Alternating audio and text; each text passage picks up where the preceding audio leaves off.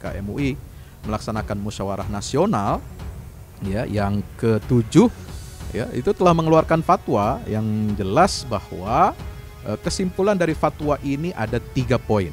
Pertama, praktek perdukunan itu dan juga peramalan, ya meramal sesuatu, istilahnya meneropong perkara hal-hal yang gaib, masa depan sebagainya, itu adalah hukumnya haram. Segala bentuk praktek perdukunan ya dan peramalan itu hukumnya haram. Nah, santet ini bagian dari perdukunan. Ya.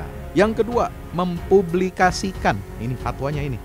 Mempublikasikan praktek perdukunan dan peramalan dalam bentuk apapun, ya termasuk YouTube atau diunggah di Facebook atau di mana saja ya platform media sosial, itu hukumnya haram.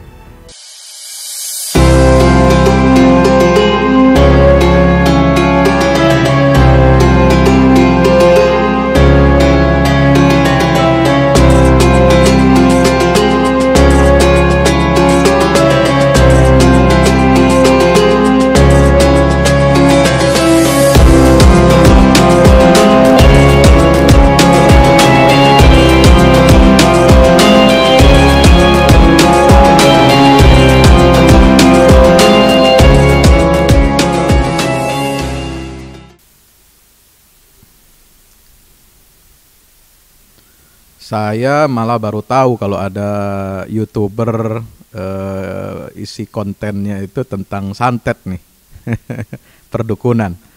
Ya, ini luar biasa ya. Memang sekarang YouTube ya atau platform yang serupa ini dapat menjadi profesi baru sebagai YouTuber itu karena dapat menghasilkan pendapatan yang cukup lumayan.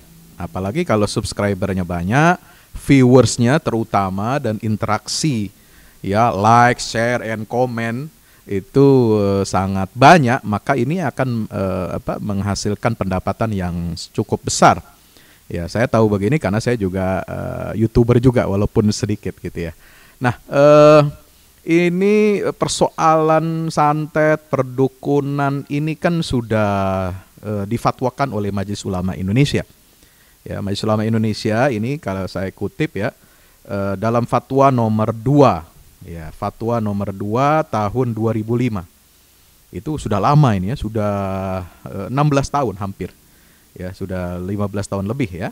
Itu di tanggal 26 sampai 29 Juli 2005 ketika MUI melaksanakan musyawarah nasional ya yang ke-7 ya, itu telah mengeluarkan fatwa yang jelas bahwa kesimpulan dari fatwa ini ada 3 poin. Pertama, praktek perdukunan itu dan juga peramalan, ya meramal sesuatu, istilahnya meneropong perkara hal-hal yang gaib, masa depan sebagainya, itu adalah hukumnya haram. Segala bentuk praktek perdukunan ya dan peramalan itu hukumnya haram. Nah, santet ini bagian dari perdukunan. Ya. Yang kedua, mempublikasikan, ini fatwanya ini. Mempublikasikan praktek perdukunan dan peramalan dalam bentuk apapun, ya termasuk YouTube atau diunggah di Facebook atau di mana saja ya platform media sosial, itu hukumnya haram. Yang ketiga, memanfaatkan, menggunakan dan atau mempercayai segala praktek perdukunan dan peramalan itu juga hukumnya haram. Jadi para ulama kita telah sejak jauh-jauh hari, ini kan fenomena yang terus berulang. Tahun 2005 mungkin belum ada YouTube secara masif seperti sekarang. Tapi ini fatwa ini sangat relevan untuk kondisi sekarang ketika banyak masyarakat Indonesia ya itu beralih tontonannya kepada YouTube. Ya, semakin banyak penontonnya itu justru semakin haram. Iya, di situ ada 2 sisi, ya, ada 2 sisi. Ibarat saat mata uang itu ada 2 sisi mata uang. Pisau itu juga ada 2 sisinya, ya. Ada yang membahayakan dan ada sisi manfaatnya, katakan begitu ya. Nah, kalau saya katakan, ya ini hampir mirip dengan kondisi hukum minuman keras ketika belum turun ayat yang tegas melarang secara mutlak. tanpa kompromi. Apa ayatnya? Ya, yas'alunaka 'anil khamri wal maisir qul fihima itsmun wa manafi'u linnas wa itsmuhuma akbaru min naf'ihima. Memang ada manfaatnya, tapi juga ada madorotnya. Tetapi kata Allah, dosanya, madorotnya jauh lebih besar.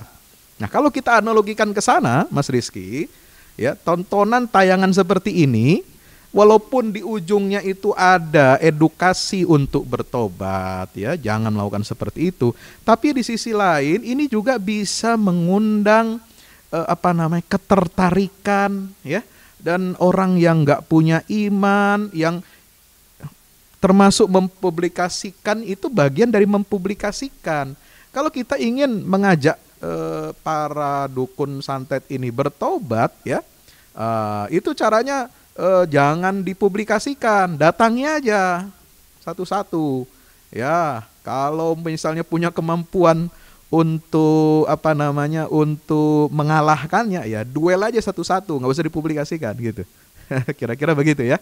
Karena itu nanti akan dilihat dua sisi, ya, dan tidak semua masyarakat yang menonton, apalagi orang awam, ya, mereka tidak punya ilmu, tidak punya pegangan akidah yang kokoh, ini bisa meniru hal-hal yang negatif. Mereka nggak berpikir soal tobatnya. Kenapa? Ya, saya pikir ini harus ditegur oleh KPI, ya. Ya, kalau memang itu ranahnya masuk dalam wilayah KPI. Juga mungkin perlu ada kode etik gitu ya. Pihak YouTube ini juga mesti dilobi oleh Kementerian Menkominfo gitu ya, untuk menertibkan tayangan itu dan melarang. Sebab ini juga kan ada unsur kekerasan di situ, ya, ada violence, ya, ada aksi-aksi yang juga bisa membahayakan orang, dan ini tidak boleh ditonton oleh orang banyak. Kan YouTube punya aturan-aturan tuh, ya kan?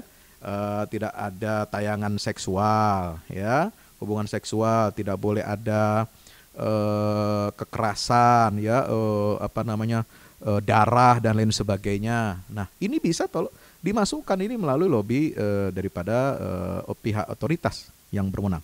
Dan masyarakat bisa melaporkan, ya, misalnya tayangan seperti itu ada caranya, itu nanti bisa tanya ahli IT bagaimana melaporkan satu tayangan ini melanggar etika publik, ya, atau melanggar etika norma agama. Jadi nanti pihak YouTube nanti bisa membannya.